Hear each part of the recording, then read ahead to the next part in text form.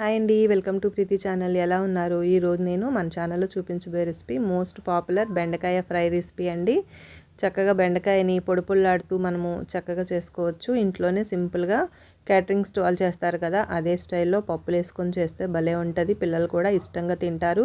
సాంబారు, రసము అన్నిట్లోకి కూడా మంచి కాంబినేషను. పొడిగా కూడా విత్ రైస్లోనే వైట్ రైస్లో కలిపేసుకొని కూడా తినేసేయచ్చు. మరి ఇంకెందుకు ఆలస్యం, వచ్చేయండి. బెండకాయలు అన్నీ కూడా ఇలా డైమండ్ షేప్ కానీ మనకు నచ్చినట్టుగా కట్ చేసుకొని ఈ మందంగా పక్కన పెట్టుకోవాలి. ఒక అరగంట ఇలా పొడిలాడుతూ ప్లేట్లో ఆరబెట్టుకొని తర్వాత కర్రీ వేసుకుంటే సరిపోతుంది. స్టవ్ మీద కడాయి ఆన్ చేసుకొని ఫ్రైకి సరిపడా ఆయిల్ కొంచెం ఎక్కువగానే యాడ్ చేసుకోవాలి. కానీ ఇక్కడ మనం ఒకసారి వేయకుండా బ్యాచెస్ కంటే విడతల వారీగా ఫ్రై చేసుకుంటే అన్ని బెండకాయలు కూడా ఈవెన్గా ఫ్రై అవుతాయి, పొడిలాడుతూ ఉంటాయి. మనం బెండకాయ వేయంగానే మూత పెట్టకూడదు, సాల్ట్ వేయకూడదు. అప్పుడే జిగురు అనేది బయటకు పోకుండా బెండకాయలోనే ఉంటుంది. ఈ విధంగా బెండకాయ ఫ్రై చేయడం వల్ల బెండకాయలో ఉన్న జిగురు మనకి తిన్న వాళ్ళకి మోకాల్లో గుజ్జరిపోకుండా ఎముకలకి బోన్స్కి కూడా స్ట్రెంత్ ఉంటుంది. ఈ స్టైల్లో బెండకాయని ఎక్కువగా చేస్తూ ఉంటే హెల్తీ రెసిపీ అండి. ఇలా బెండకాయలన్నీ కూడా అన్ని బ్యాచెస్ అంటే విడతల వారీగా ఫ్రై చేసేసుకొని పక్కకు పెట్టుకోవాలి. మిగిలిన బెండకాయలని కూడా వేసుకొని మనం ఎన్ని తీసుకుంటే అన్ని ఇట్లా కొంచెం కొంచెంగా ఫ్రై చేసుకొని పక్కన పెట్టుకోవాలి. ఒకసారి వేస్తే బెండకాయలన్నీ కొంచెం ముద్దగా ఫ్రై అవుతాయి. ఇలా అనుకోండి, కాస్త డీప్గా ఫ్రై అవుతాయి, పొడిలాడుతూ ఫ్రై అవుతాయి. ముందుగా మెయిన్ కావాల్సింది జిగురు కూడా బయటకు పోదు.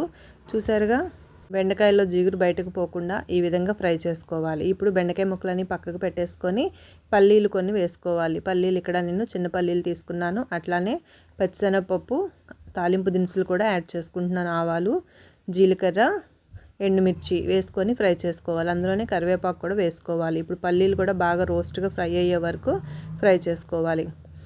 పల్లీలు వేపుకున్నాక బెండకాయ వేపలేదు నేను, బెండకాయ వేపాకే పల్లీలు వేసుకున్నాము.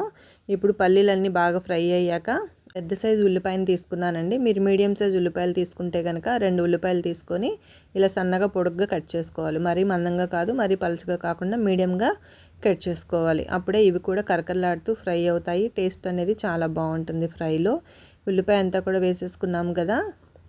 ఇప్పుడు రుచికి సరిపడా సాల్ట్ అనేది అడ్జస్ట్ చేసుకోవాలి. మనం బెండకాయ ముక్కలు వేసినప్పుడు ఫ్రైకి వేయలేదు కదా, ఉల్లిపాయల్లోనే వేసుకుంటాము. ఎందుకంటే బెండకాయ జిగురు బయటకు పోకుండా. ఉల్లిపాయ అంతా కూడా ఉల్లిపాయలో సాల్ట్ వేసాం కాబట్టి త్వరగానే ఫ్రై అయిపోతుంది. మూత పెట్టకుండా క్రిస్పీగా ఇట్లా వీడియోలో చూపిస్తున్న విధంగా కలుపుతూ ఉండాలి. ఒక 2-3 మినిట్స్ ఫ్రై అయితే సరిపోతుందండి. ఉల్లిపాయ అంతా కూడా కలర్ చేంజ్ అయిపోయింది. ఇప్పుడు దీంట్లో కొంచెం పసుపు కూడా యాడ్ చేసుకుందాము.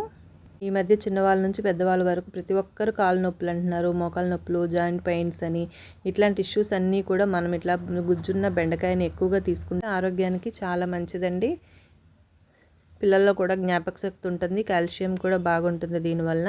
ఇవన్నీ కూడా బాగా ఫ్రై అయిపోయినాయి. చూడండి, కలర్ చేంజ్ అయిపోయింది ఉల్లిపాయ అంతా. ఇప్పుడు దీంట్లో మనం ముందుగా ఫ్రై చేసి పెట్టుకున్న బెండకాయలను కూడా యాడ్ చేసుకోవాలి.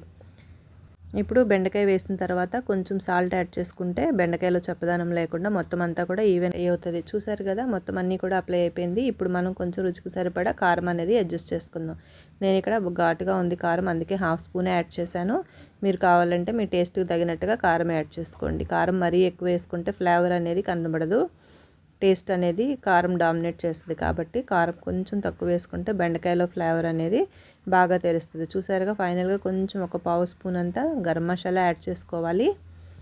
ఇప్పుడు మొత్తం అంతా కూడా ఈవెన్గా కలిపేసుకొని మసాలా కారం అంతా కూడా బెండకాయ ముక్కలకి కలిపేటట్టు కలుపుకొని ఇప్పుడు మూత పెట్టేసుకొని ఒక 2 నిమిషాల పాటు చిన్న మంట మీద మగ్గనిచ్చుకోవాలి. చూడండి, ఆయిల్ తేలుతుంది, మొత్తం అంతా కూడా కలర్ చేంజ్ అయింది. మసాలా కారం అంతా కూడా ముక్కలకు బాగా పట్టింది కదా.